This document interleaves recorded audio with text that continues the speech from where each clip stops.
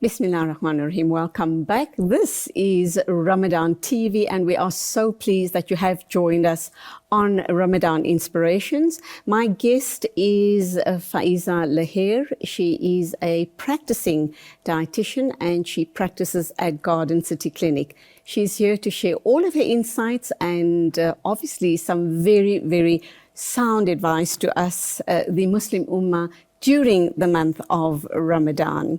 So Faaizah, back to you. And one of the big things that I'm always very confused about is multivitamins.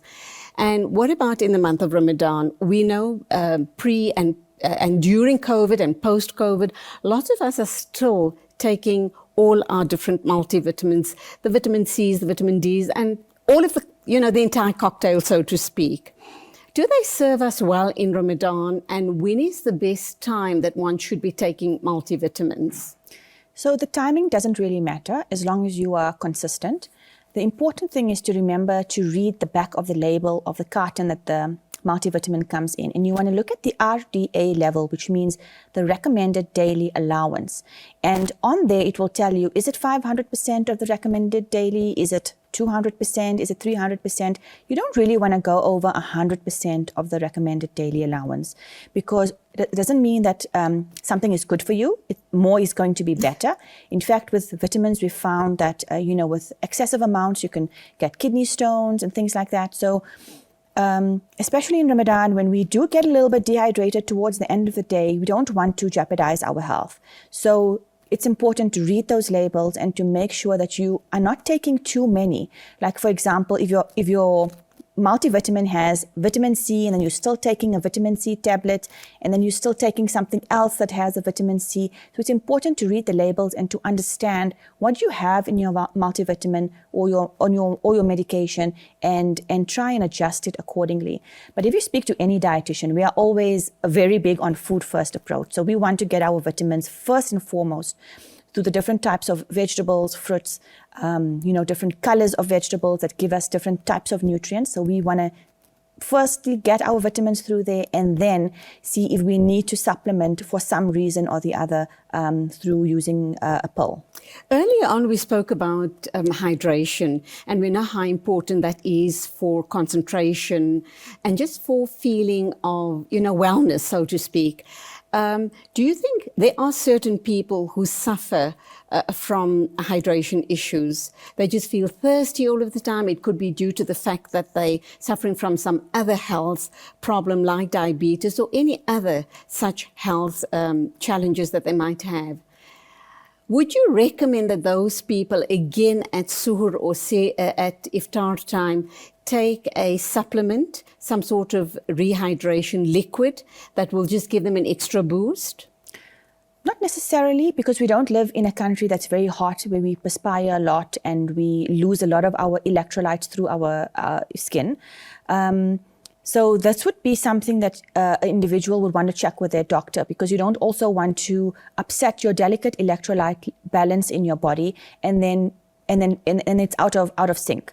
So normal water would be fine, or any non-sugary drink will be okay at iftar or suhoor. But just to remember to stay hydrated. And the most important or the easiest way to see if you are dehydrated or well hydrated is to look at your urine. So is your urine dark? When you go to the toilet, does it have a very strong smell? It means you're dehydrated. If it's a light color, it doesn't have a very strong stench, then you are well hydrated, and just carry on drinking enough water. Just nothing to worry about in that situation. Yes. Okay. Having spoken about urine, what about problems with gas, very especially in Ramadan? And I'm sure you're going to tell me it's directly related to the type of foods you're eating at suhoor and at iftar. Definitely. Eating too quickly can also cause a person to take in too much of air, which will cause that discomfort with the gas, but also foods that don't have enough fiber. So when we don't have enough fiber in our diets, we often feel constipated as well. So to make sure that each meal, sehri and iftar, has a fiber component with lots of water to keep the tummy regular, to keep you going regularly to the toilet, so that you don't have any issues with gas and things like that.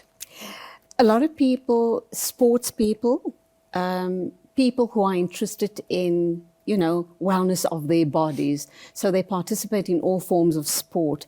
But a lot of people then do put a halt to their sporting activities during the month of Ramadan. And then, of course, post-Ramadan, it's kind of difficult to pick up and continue. Your thoughts? Can one still continue?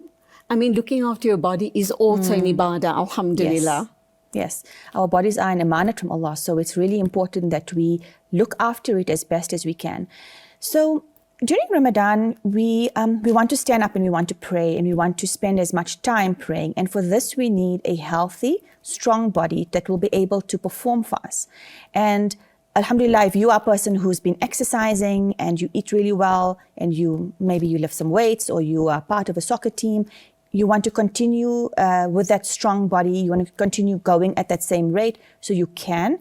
But just watch out for fatigue, watch out for dehydration. Make sure you have enough protein at breakfast, at sehri and iftar.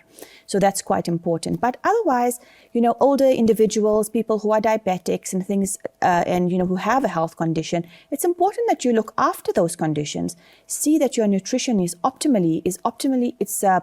optimized and you're eating well, so that during Ramadan, you've got a healthy, strong body that will be able to perform for you. There are also people who have health conditions and are on meds, which they're having to take at certain times of the day. And I know you're going to suggest that they go directly to their doctor to get the advice regarding medication and not missing off fasts. But what's the general rule of thumb here? The general rule of thumb is that you should check with your doctor so that you get the proper advice.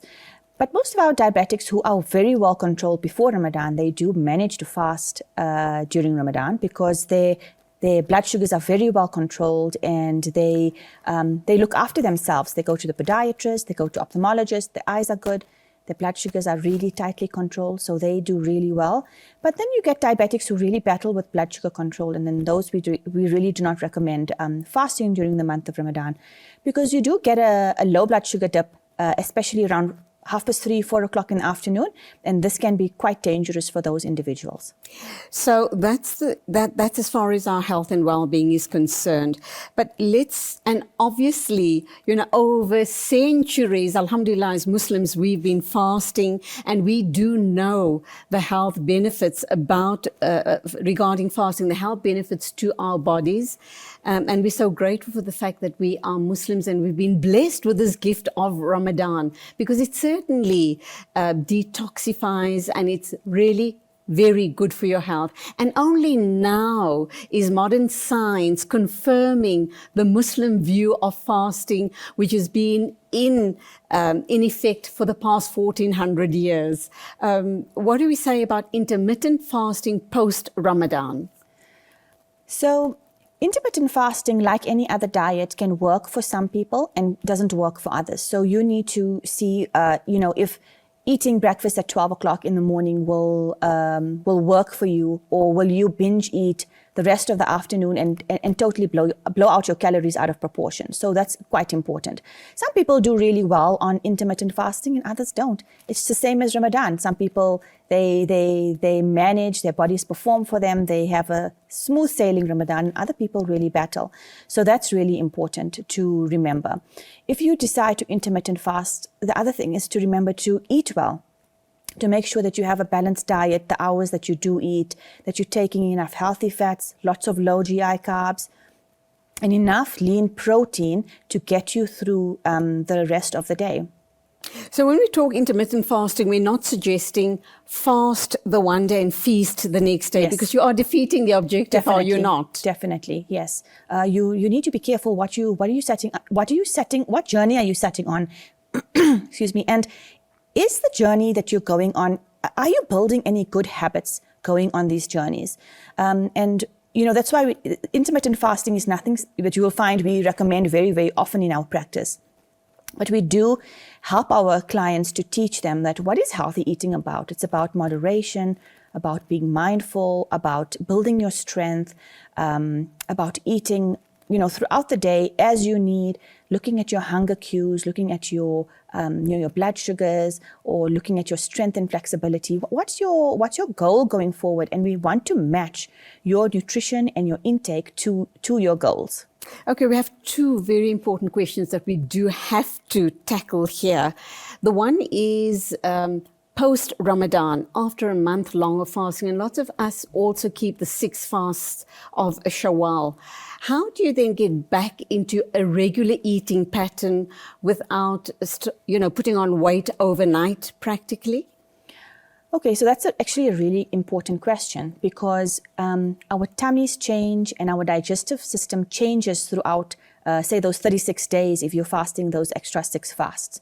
So you often find that your stomach becomes really small and you forget to eat breakfast, or, oh, I'm not fasting, I can actually eat. That happens quite often, happens to me as well. So, so to remember that you want to take the smaller digestive system into your advantage. So eat small regular meals, balanced meals, meals that have a small protein portion, a small veg portion, and then a small carbohydrate portion. And use these habits of eating well that you've fostered during Ramadan. You want to carry those habits through after Ramadan, like the hydration, really, really important. You'll find that after Ramadan, if you don't keep hydrated, if you start drinking a lot of sugary drinks, you will feel ill, you will feel a little sick. So continue with clean, fresh, cool water. Try and keep those habits going. Inshallah. And that, of course, brings us to the end of the show this morning. We had a whole host more questions for you, but inshallah, we'll keep it for another time. Shukran very much for being with us on the program this morning to start us with, obviously, a healthy Ramadan right here on Ramadan Inspirations. Faaizah Lahir, thank you indeed. And we look forward to receiving the copy of the recipe book. And perhaps post-Ramadan, we can get you back on air to talk about that amazing book, because it's not only for Ramadan. I'm sure it's something that can be used throughout our lives, inshallah. Definitely. Thank you so much. It was my pleasure to be here today.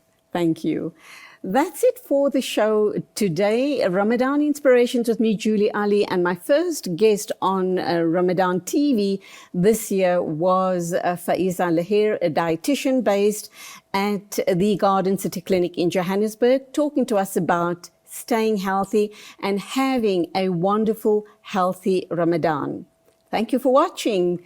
Till the next time, as always, Assalamu alaikum and Khuda Hafiz from me, Julie Ali.